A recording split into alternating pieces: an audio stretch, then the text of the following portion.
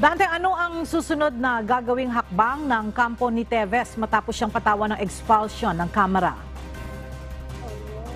Nagtanong tayo sa kanyang lead legal counsel o abogado na si Attorney Ferdinand Topacio, subalit wala pa siyang sagot sa atin kung ano yung magiging specific nilang hakbang pagkatapos nga ng expulsion ni dating Congressman Arnulfo Teves Jr.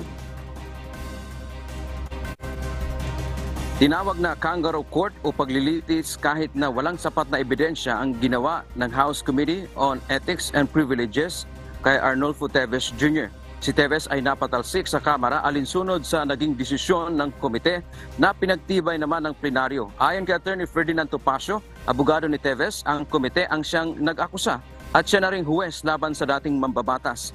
Hindi rin ito pinayagan na magkaroon ng partisipasyon sa pagdinig. Dagdag pa ni Topacio, tulad anya ng naging sakdal ng Department of Justice o DOJ na nakompromisyo ang pagiging patas nito dahil sa pagbaliwala ng kalihim ng kagawaran sa batas. Ang aksyon ng komite ay pinagtibay ng plenaryo na nasa kontrol ng speaker na determinadong sirain ang mga nakikitang kalaban sa politika ay hindi katanggap-tanggap. Pero sa kabila nito, Ella, matapos umanong makalaya sa napakasama at malaking kapangyarihan ng DOJ at House of Representatives, ay maaari na nilang ilipat ang laban kung saan makakaasa sila ng pagiging patas at pagkakaroon ng due process.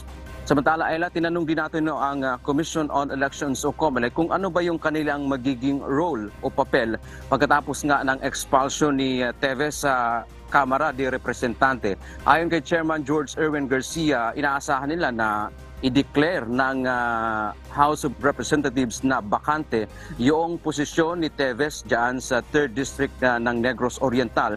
At kapag nagkaroon na ng formal na deklarasyon ang Kamara, ay hihintayin ngayon ng Commission on Elections o COMELEC na ipag-utos ng lower house o lower chamber ng House o ng Congress kung magkakaroon ba ng special elections. At ayon naman sa kay Garcia, yun ngayon, ang kanila namang challenge ay hahanapan nila ng budget kung sakasakaling ipag-utos ng ating House of Representatives na magkaroon ng special elections diyan sa pangatlong distrito ng Negros Oriental.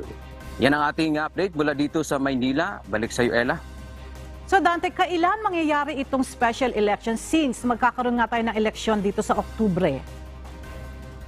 Yes, Ella, batay sa pahayag ni Chairman Garcia, lahat ng yan ay nasa diskresyon ng House of Representatives. O ibig sabihin, sila kasi ay maghihintay lamang kung ano ang ipag-uutos ng ating legislative branch ng pamahalaan. So nasa House of Representatives ang bola ngayon kung mayroon ba silang ilalabas na kautusan sa Commission on Elections na magkakaroon ng special elections. Ang binanggit pa nga ni Chairman Garcia, Ella, baka ang isa sa tinitingnan nila kasing isa pang mangyayari diyan sa Valenzuela City ay hindi naman nagkaroon ng special elections yung pwesto na nabakante nga ni Secretary Gatchalian ngayon na nasa Department of Social Welfare and Development.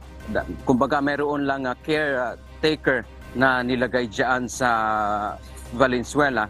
Kaya yun ang ating aabangan, Ella, kung ano ang magiging mandato ngayon ng House of Representatives matapos nga nilang ipatalsik ang isa sa kanilang mga miyembro na si expelled Congressman Arnie Teves Jr. Ella. Alright, maraming salamat Dante Amento.